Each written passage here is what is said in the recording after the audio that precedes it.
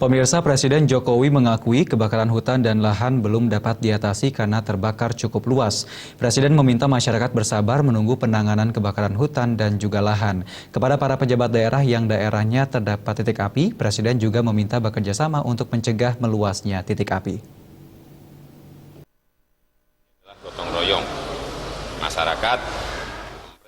Presiden Jokowi mengaku bahwa dirinya terus memantau penanganan kebakaran hutan dan lahan di beberapa wilayah di Indonesia.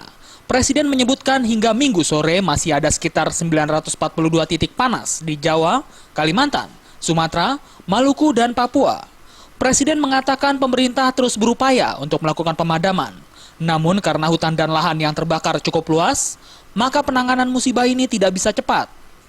Presiden menilai kebakaran hutan dan lahan yang meluas karena terjadi fenomena El Nino, di mana terjadi kemarau berkepanjangan, sehingga hujan yang diharapkan turut membantu memadamkan kebakaran lahan dan hutan tidak kunjung turun. Karena itu Presiden meminta masyarakat bersabar dan menyerahkan penanganan kebakaran hutan dan lahan kepada pemerintah. Kepada para pejabat daerah yang di daerahnya terdapat titik api, Presiden meminta untuk bekerja sama untuk mencegah meluasnya titik api. Saatnya, saya kira sekarang ini adalah gotong royong masyarakat, pemerintah kabupaten, pemerintah kota, pemerintah provinsi, pemerintah pusat, seluruh organisasi apapun untuk bersama-sama menyelesaikan masalah ini. Karena kita harus sadar memang pada posisi yang terbakar adalah sangat luas.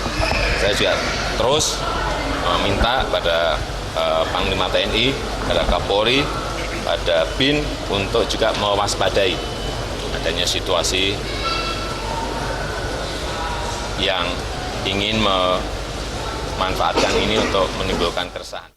Menurut Presiden, selama masa darurat, pemerintah pusat sudah mengirimkan bantuan obat sebanyak 31 ton, paket 3 ton, dan sejumlah masker sebanyak 3,5 juta buah.